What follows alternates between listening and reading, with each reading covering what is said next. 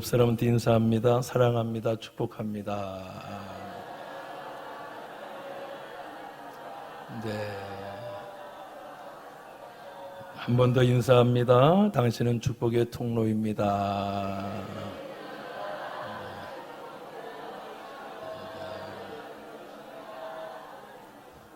여러분 모두가 주 안에서 크게 잘 될 줄로 믿습니다. 꼭 그렇게 되기를 예수의 이름으로 축원합니다.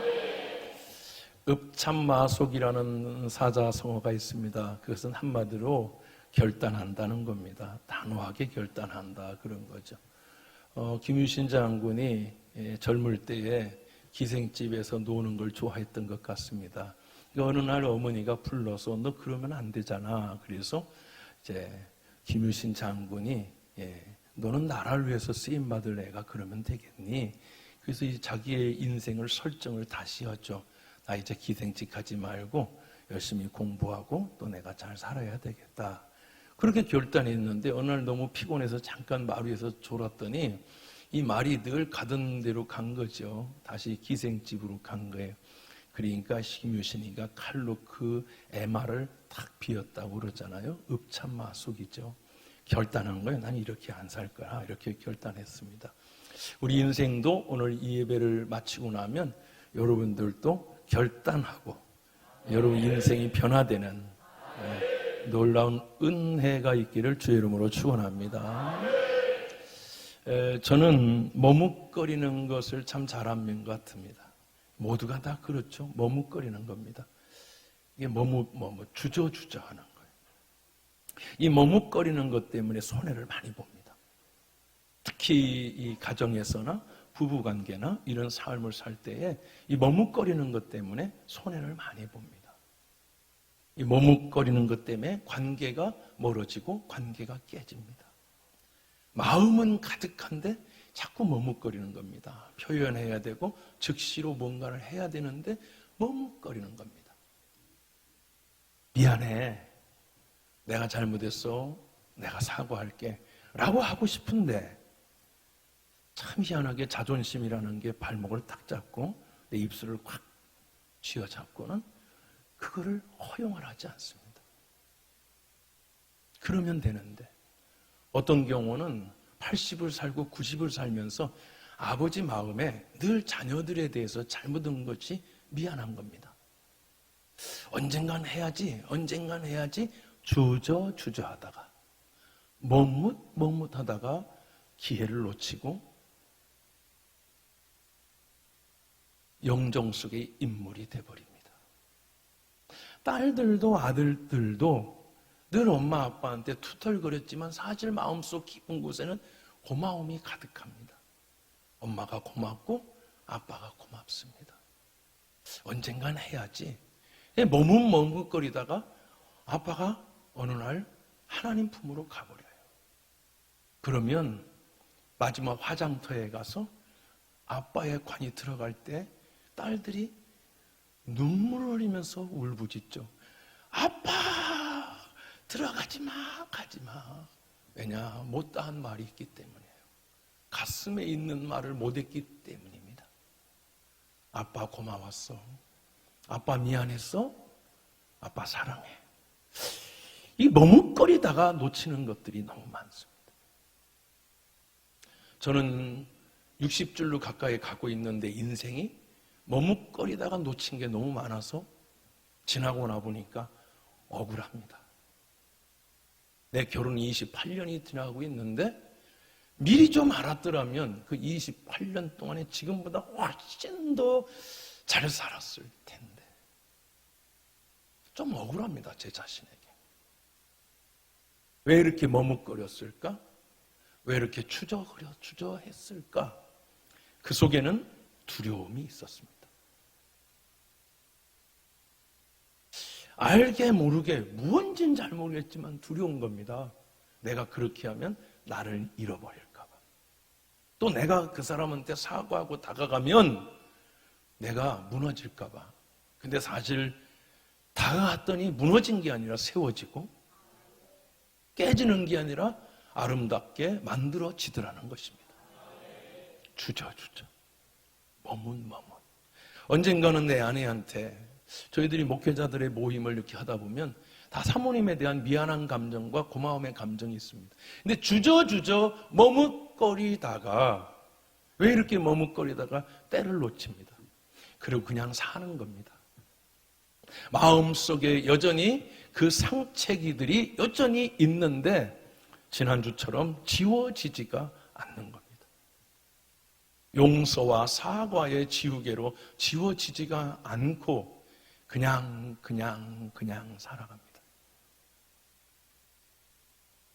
그러므로 나는 오늘 이 예배를 마치고 나아가면 저와 여러분들이 큰 용기, 머뭇거리지 않고 다가가고 사과하고 용서를 구하면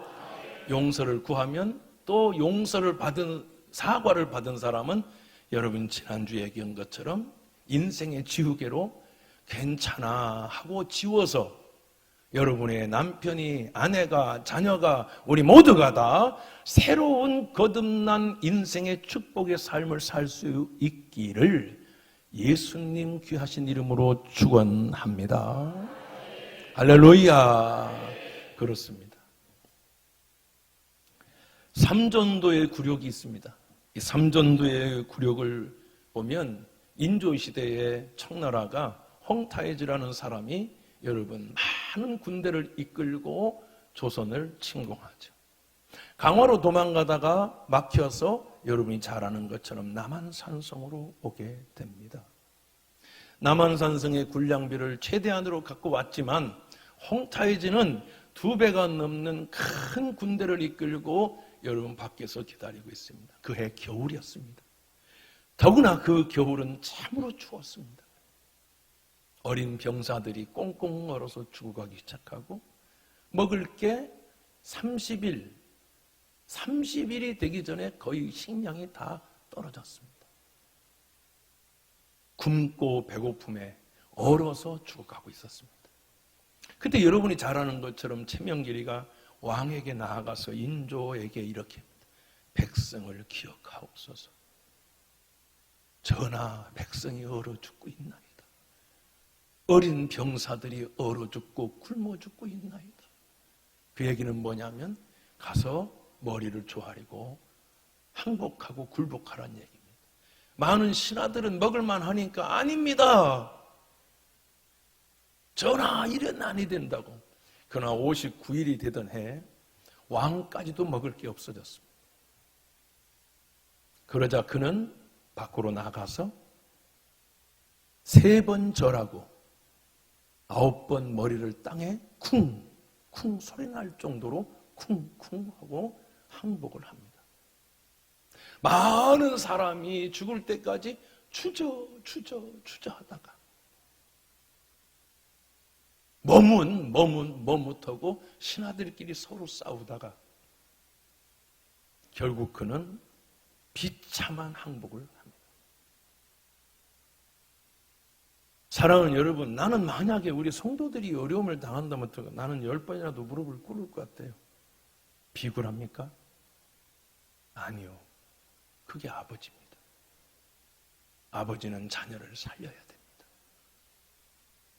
사랑하는 성도 여러분, 머뭇거리는 사이에 우리가 갖고 있는 것들을 잃어버리게 됩니다.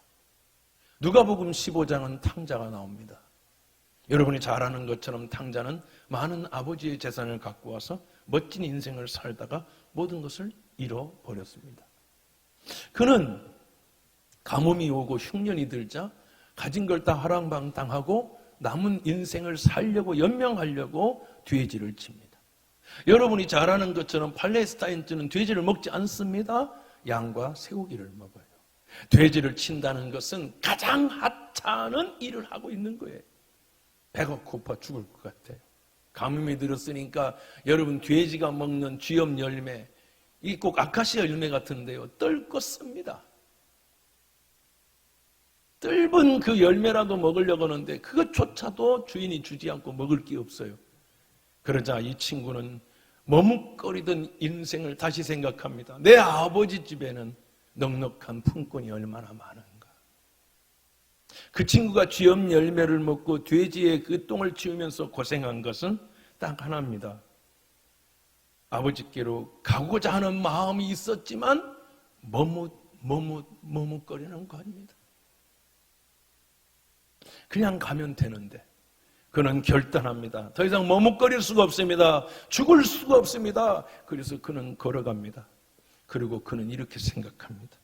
내가 일어나 아버지께 가서 이러기를 아버지 내가 하늘과 아버지께 죄를 지었사오니 지금부터는 아버지의 아들이라 일컬음을 감당하지 못하겠나이다. 나를 품꾼의 하나로 보소서 하리라 하고 이에 일어나서 아버지께로 돌아가니라. 아직도 거리가 먼데 아버지가 그를 보고 치근히 여겨 달려가 목을 안고 입을 맞추니 아들이 이르되 아버지 내가 하늘과 아버지께 죄를 지었사오니 지금부터는 아버지의 아들이라 일컬음을 감당하지 못하겠나이다.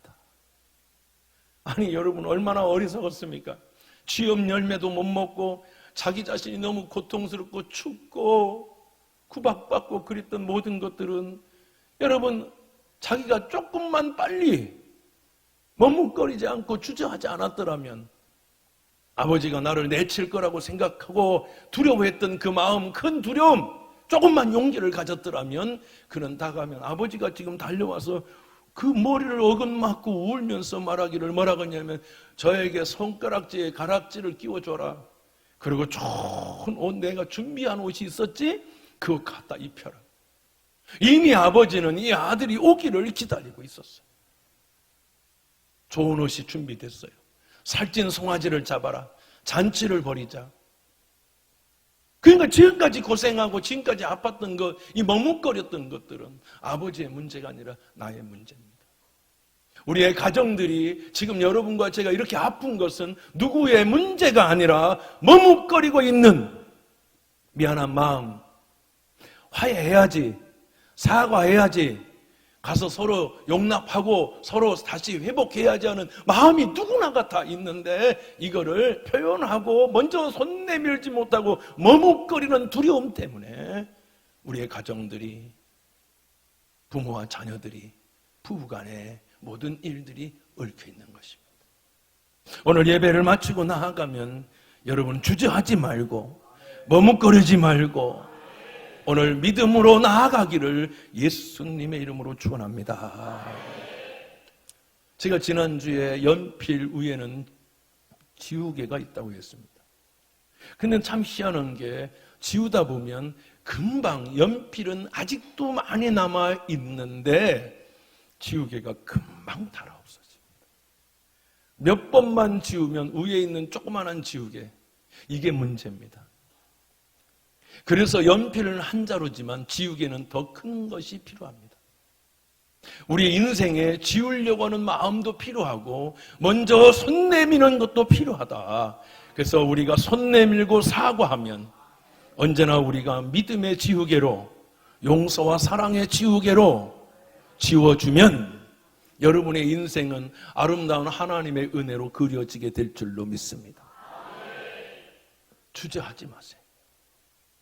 얼마 전에 저희 아내하고 저하고 뭐 조그마한 음식 하나 먹고 내가 원하는 음식이 아닌 거예요. 그래서 내가 수가 틀려가지고 툴툴거렸어요. 아우 맛이 없다 말이야. 맛없다고 잘 안 하는데 그날은 내가 수가 그런 날 있잖아요.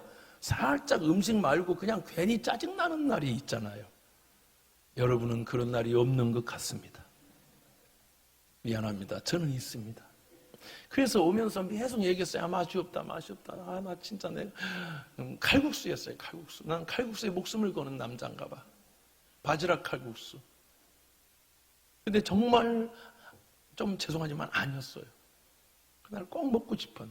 근데 내가 아우 잘 먹었네, 아우 감사하네 이러면 될 건데 맛없어 했더니 우리 아내가 그만해. 그래서 우리 마음이 삐뚤어졌어요. 기분이 야리까리한 거예요. 아니 그냥 먹고 감사하지. 또 우리 아내가 한마디 교사가 돼가지고 얘기하시더라고. 듣는 학생이 마음이 삐뚤어진 거예요. 아니 그냥 감사하지. 그 사람들 힘든데 그냥 우리가 이렇게 도와줬다고 생각하면 되지. 다 맞는 얘기인데 더 승질나요. 그래서 제가 방문을 탁 닫고 들어갔더니 아내가 방문 열어 탁 닫고 들어갔다고 뭐라고 막 하더라고요. 근데 가만히 앉아있는데 이런 생각이 들더라고요. 야, 네 나이 이제 60 가까이 돼가지고 너 평생 그 지경하고 살다가 죽겠구나. 나한테 그러는 나한테 뭐라고 해? 참 너도 잘 죄송합니다. 은어 하나 쓸게. 속된 말 참 지랄 맞다. 참 지랄 맞아. 이러면서 말하기를 너 그렇게 살다가 죽을 것 같아요. 어머, 그 마음에 활짝 얘기해야 돼. 안 되겠습니다. 근데 방문을 열고 안방에 우리 아내가 마음이 상했는데 누워서 이불을 확 덮고 있어요. 미라가 돼 있습니다. 우리 아내는 마음이 상하면 이집트로 갑니다. 이불을 뒤집어 쓰고 미라로 들어가 박물관으로 갑니다. 방문을 열었는데 두렵습니다. 야, 안 목사가 두려워. 아내가 두렵고 여보라고 말하기가 두려워. 오늘 성경에 보니 하나님이 먼저 우리를 사랑하셨느니라. 야, 말씀을 그렇게 많이 읽었는데, 그렇게 먼저 설교를 많이 했는데 두려워. 용기를 냈습니다. 여보, 우리 아내가 여자들이 여보 하면 들어주세요. 제발 이 귓박지들아, 귓박지를 여세요. 못 들은 척하고 미라가 살아있을 리가 없잖아요. 그 내가 여보 그랬더니 아내가 꿈틀합니다. 들을 준비가 된 거죠. 내가 미안해. 내가 잘못했네. 조심할게. 그랬더니 우리 집사람이 괜찮아, 됐어 그러더라고요. 지우개가 있었던 거예요, 우리 아내에게는. 참 용기가 필요합니다. 내가 58세에 늘 주저합니다. 저는 늘 이렇게 주저하고 머뭇거리다가 인생 망치는 존재입니다. 여러분은 어떻습니까? 저는 이제 주저하지 않으려고요. 더 이상 머뭇거리지 않으려고요. 할렐루야. 아내로 잃지 말고 자식도 잃지 말고, 자식이 아빠 이래서 마음 아파 그러면 다 그러고 살아 이러지 말고, 그러고 지나고 나보면 미안한 마음이 차 타고 가다가 생각나잖아. 그치? 아, 내가 잘할걸. 그때 전화하세요. 아가야, 나다. 지나고 보니 아빠가 잘못한 것 같아. 그 용기. 그래서 오늘 제목은 우리에겐 큰 용기가 필요합니다. 할렐루야. 작은 것 같은데 진짜 큰 거예요. 다가가서 손 내민다는 게, 내가 먼저 손 내민다는 게 참 어렵습니다. 근데 하나님은 그걸 기뻐하십니다. 사랑하는 여러분, 오늘 예배를 마치고 나가면 저와 여러분들이 머뭇거림이 사라지고 주저함이 사라지고, 또 다가오면 당신 몇 월 며칠 날 뭐 이러지 말고 여러분 그거 싹 지워주는 보혈의 지우개, 은혜의 지우개, 용서의 사랑의 지우개가 있기를 예수 이름으로 축원합니다. 요한일서 1장 9절 보면 만일 우리가 우리 죄를 자백하면 기는 미쁘시고 위로우사 우리의 죄를 사하시고 우리를 모든 불의에서 깨끗게 하실 것이요. 할렐루야. 우리도 하나님께 나와서 머뭇거리지 말고 주님 잘못했습니다, 주님 죄송해요 하면 다 하나님께서 용서해 주시겠다는 거예요. 에스더를 보면 에스더가 머뭇거리다가 나라를 다, 유태인들을 죽일 뻔한 사건이 있었습니다. 에스더는 알고 있었어요. 아각사랑 함무다다의 아들 하만이가 유대인들을 다 죽이려고 한다는 걸 알고 있었지만 두려웠어요. 그때 모르드게가 얘기하죠. 에스더, 네가 좀 어떻게 해봐라. 너 왕비 아니냐.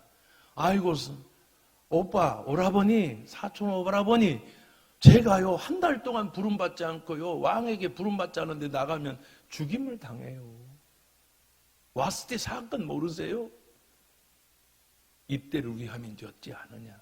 네가 나아가지 않고 머뭇거리면 하나님은 다른 것을 통해서 구원하시겠지만 너는 네 집은 멸문할 거야. 그 머뭇거리던 에스더가 삼촌의 오빠한테 이렇게 얘기했죠. 오라버니, 저 머뭇거리지 않을게요.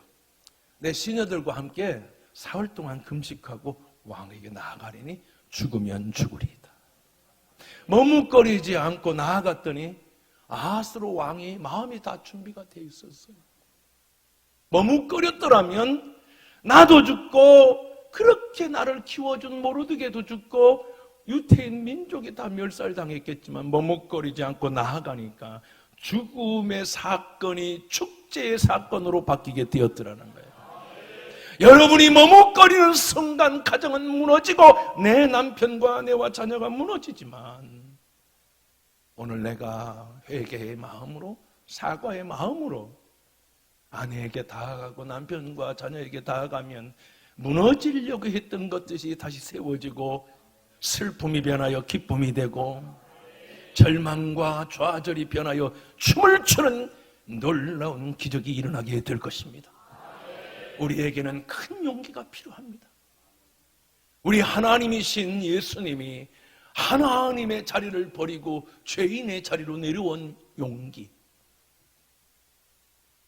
영광의 자리를 버리고 죽음의 자리로 내려온 그 용기를 아십니까? 우리가 예수를 잘 믿는다는 것은 다른 것이 아니라 그 용기인 것입니다. 나를 비우고 나를 낮추고 나를 겸손하게 나아가는 머뭇거림과 주저함이 아닌 믿음의 용기인 줄로 믿습니다. 여러분, 다윗을 보면 골리앗을 이기죠. 모든 사람들이 골리앗이 막 얘기하니까 사울 왕을 비롯해서 모든 이스라엘 백성들이 나가고 싶은 겁니다. 내가 나가서 저놈을 그냥 어떻게 해봤으면 좋겠는데 머뭇거리는 거야. 다 숨어서 머뭇거리. 그때에 여러분, 머뭇거리지 않고 나가는 소년 한 사람, 그것이 다윗입니다. 다윗이 물맷돌을 들고 향호를 향하여 달려갑니다. 주저하지 않습니다. 우리 하나님이 여러분 사도행전 13장 22절 보면 패하시고 다윗을 왕으로 세우시고 증언하여 이르시되 내가 이세 아들 다윗을 만나니 내 마음에 맞는 사람이라 내 뜻을 다 이루리라. 우리 한번 따라 해볼까요? 내 마음에 맞는 사람이라 내 뜻을 다 이루리라. 여러분, 우리는 골리앗을 이긴 다윗을 생각합니다. 물맷돌을 들고 가서 달려가서 골리앗을 이겼던 소년, 이걸 하나님이 기뻐한다고 생각합니다. 물론 맞습니다. 그 지분 50% 정도는 됩니다. 그런데 그것이 100%는 아닙니다. 하나님이 다윗을 기뻐한 건 단 한 가지의 또 다른 사건이 있어요. 그것은 다른 게 아니라 다윗의 큰 실수, 인생의 처음이자 마지막 같은 실수, 밧세바 사건입니다.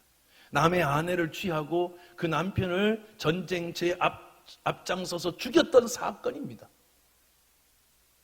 완전 범죄였습니다. 아무도 모르는 거였습니다. 다윗이 머리를 굴리고, 여러분, 잔머리를 굴려서 이게 잘 맞았어요. 그리고 이제 평안해졌습니다. 내가 그 여자도 차지하게 됐어요. 근데 시골에 남루한 한 목사님을 하나님이 보내십니다. 나단 선지자입니다. 나단 선지자가 말하기를 양 99마리 있는 사람이 한 마리 있고 그 한 마리를 너무너무 귀중히 여기고 같이 잠자고 사랑하는 그 양 한 마리를 뺏어가지고 나쁜 짓을 했다.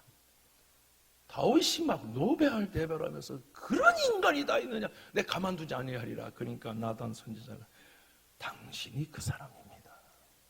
당신이 은밀한 중에 하셔도 하나님은 다 아십니다.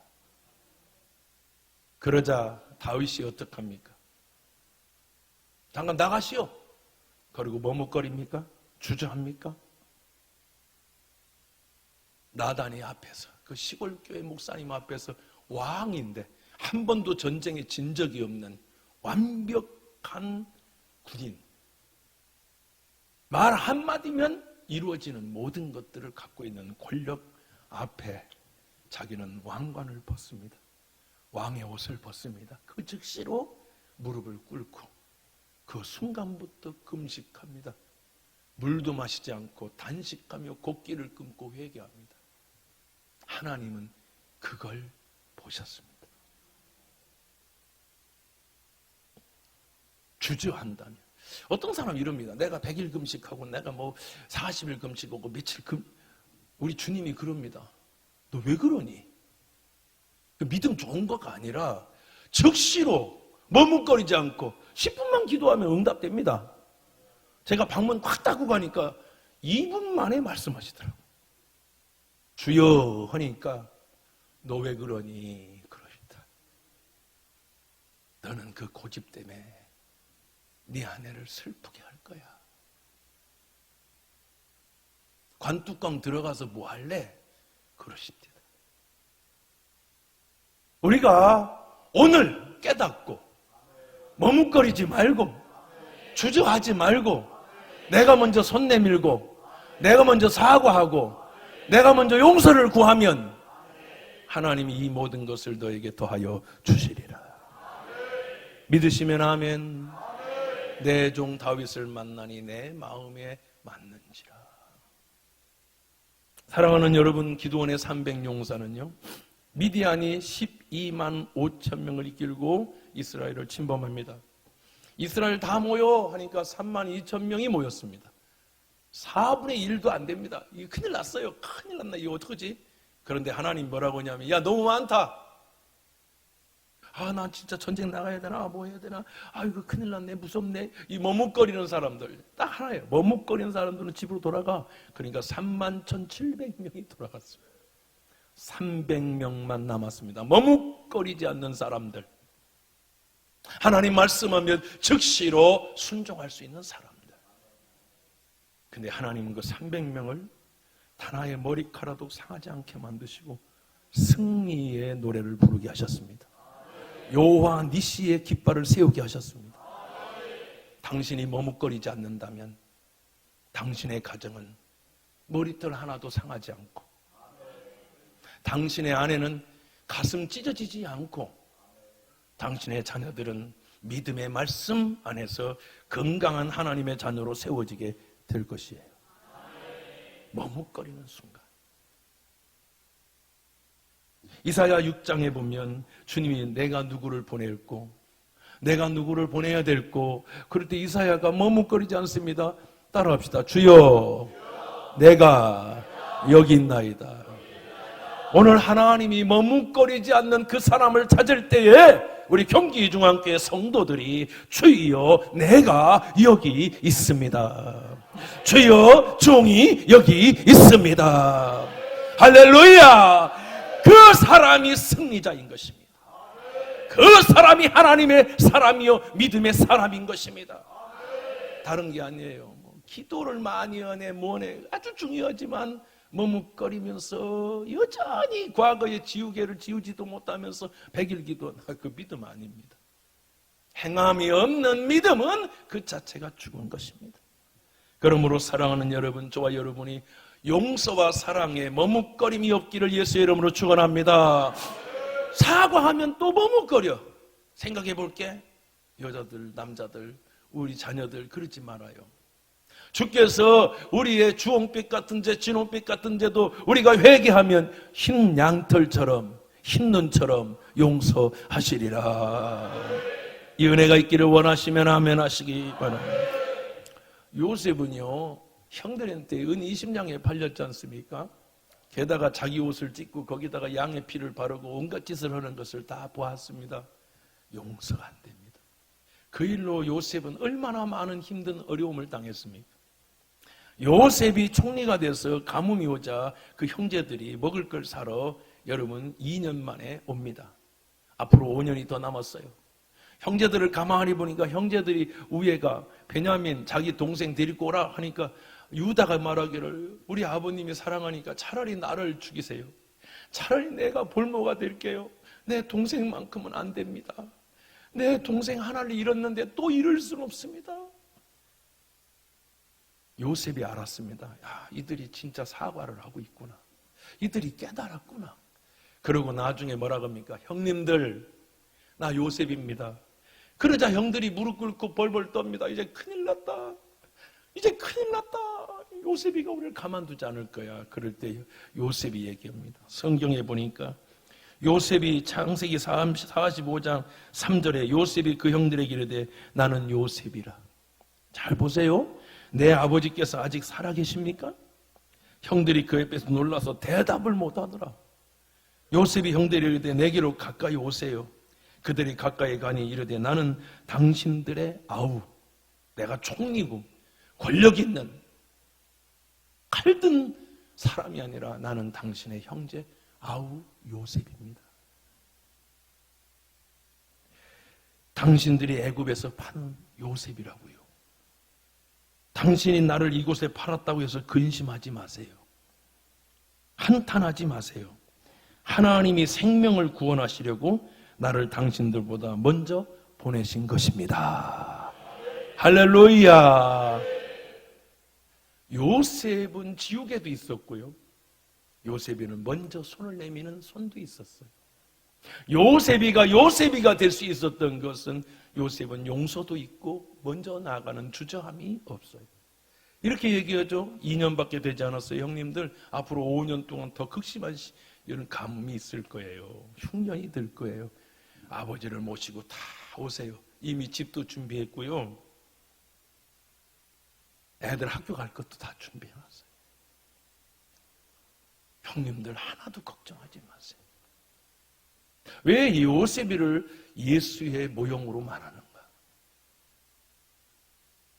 하나님의 사람들은 이러한 은혜가 있다. 내가 먼저 다가가고 내가 먼저 용서하고 내가 먼저 사랑하고, 그게 하나님이 형제를 사랑하라고 오늘 우리에게 주신 메시지인 줄로 믿습니다. 그렇게 되기를 주의 이름으로 축원합니다. 창세기 32장은 야곱이가 나옵니다. 야곱이가요, 이제 20년이 지나서 큰 때를 이루고 부자가 됐습니다. 이제 집으로 돌아가자, 라반이를 탈출하자 가는데, 여러분 야복강가에서 자기는 남았는데 야복강강 넘어가니까 400명이 칼을 들고요, 이놈 오기만 하면 내 가만 안 둬 그러고요, 400명을 야곱이를 멸하려고, 도망 못 가게 끝까지 따라가려고, 이놈 요번에는 오면 내가 절대로 이놈 용서 안 할 거야 하고 400명이 진을 치고 있습니다. 야곱이에게 그 얘기를 듣고 야곱이가 레아를 먼저 보내고 두 번째 때로 라헬을 보내고 자기는 혼자 야복강가에 남아 있습니다.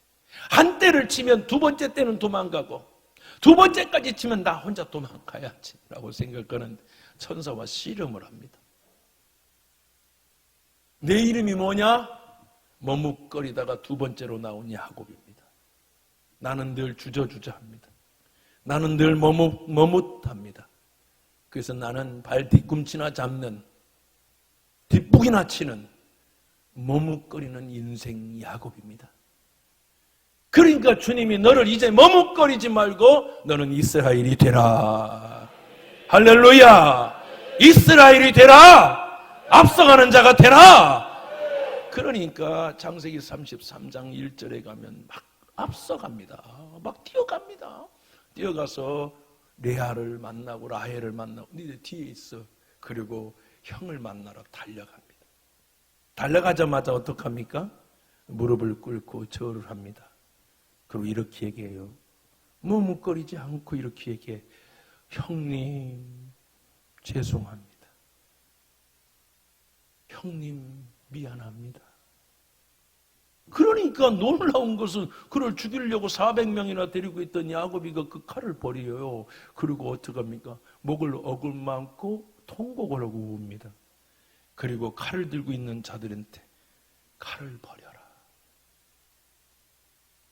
할렐루야. 머뭇거렸더라면 아내도 죽고 자녀도 죽고 나도 죽습니다. 우리는 큰 용기가 필요합니다. 이스라엘이 된다는 것은 형을 이기고 그게 아닙니다. 나를 이기고 머뭇거림을 이기고 나아가서 무릎을 꿇고 형님 잘못했습니다 라고 하는 순간 형제 위에는 회복이 되고 화해가 이루어지고 역사가 일어나게 된 줄로 믿으시면 아멘 하세요. 사랑하는 여러분, 디모데후서 4장 11절은 누가만 나와 함께 있느니라. 내가 올 때에 마가를 데리고 오라. 그가 나의 일에 유익하니라 말씀하셨습니다. 바나바와 바울이 싸워야 됐던 유일한 이유가 여러분 마가였습니다. 비디아 안디옥에서 마가가 함께 선교하다가 바울을 버리고 여러분 배신하고 떠납니다. 이 배신감에 쩔어 있는 바울은 그를 용납할 수가 없었습니다. 그리고 먼 시간이 지나 바나바는 마가를 데리고 바울은 실라를 데리고 떠납니다. 그러다가 로마의 감옥에, 차가운 로마의 감옥에 마지막 죽기 직전에 바울은 깨닫습니다. 주저하고 머뭇거렸던 바울이 마지막 유일하게 바울에게 있어서의 마지막 잡티와 같은 그 하나의 마가의 사건입니다. 바울이 오늘 이렇게 얘기합니다. 마가를 내게로 데려오라. 그는 무익합니다. 이랬던 바울이 이렇게 얘기합니다. 그는 내게 유익한 사람입니다. 마가가 왔습니다. 바울이 이렇게 얘기합니다.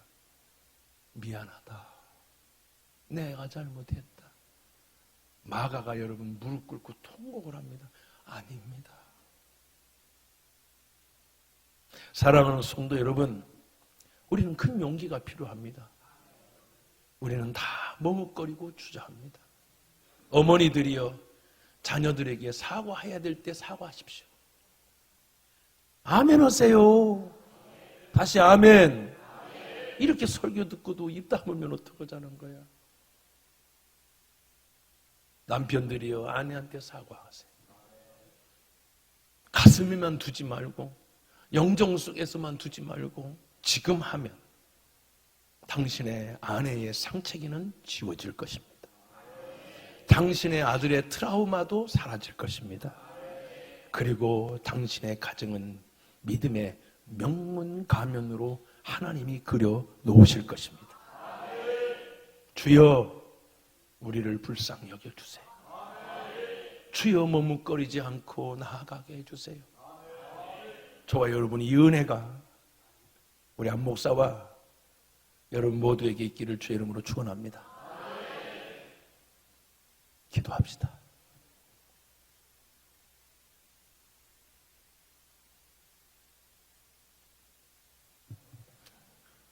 사랑하는 하나님, 아직도 머뭇거리고 두려워하고 있는 내 마음속 미안함과 사과와 잘못했다고 고백하고 싶지만 아직도 머뭇거리고 있는 우리들의 마음이 가득합니다. 주여, 우리에게 능력과 용기를 주셔서 주저하지 않고 머뭇거리지 않고 먼저 다가가 우리의 잘못을 인정하고 사과하고 지우개로 지워버리고 주님이 주신 아름다운 가정, 아름다운 하나님의 사람으로 다시 빚어지게 주님 우리를 도와주옵소서. 예수님의 이름으로 기도합니다. 아멘. 우리 다 같이 자리에 일어나셔서 우리 찬양하겠습니다. 오늘부터 주저하지 말고 용기를 냅시다.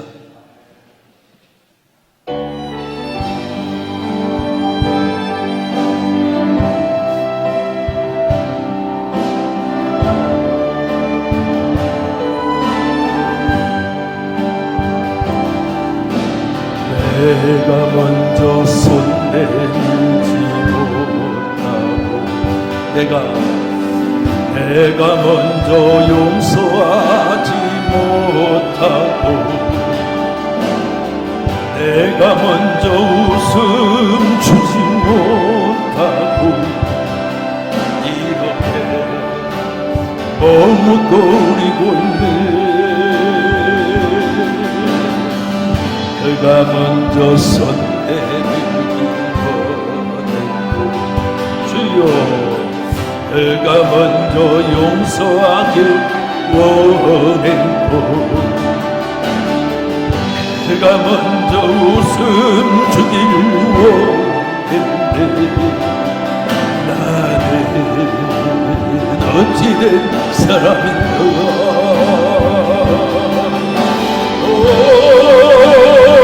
강조한 나의 입술, 더러운 나의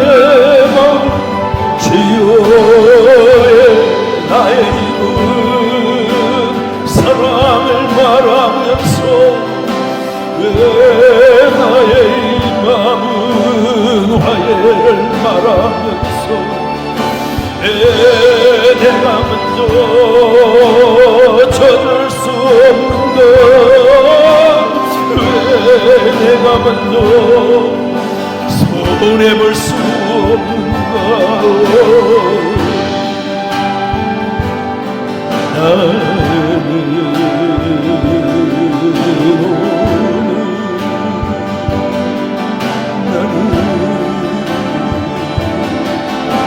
주님 앞에서 몸들과 모르고 이렇게 흐느끼며 서 있네 어찌할 수 없는 이 맘을 주님께 맡긴 채로 내가 먼저 섬겨주지 못하고 내가 먼저 이해하지 못하고 주여 내가 먼저 높여주지 못하고 이렇게 오지 부리고 있네 그가 먼저 섬겨주길 원했고 주여 그가 먼저 이해하길 원했고 그가 먼저 높여주길 원했네 나는 어찌된 사람인가 오 추억한 나의 욕심이요 오 서글픈 나의 자존심이요 왜 나의 입은 사랑을 말하면서 왜 나의 마음은 화해를 말하면서 왜 내가 먼저 찾을 수 없는가 왜 내가 먼저 손해볼 수 없는가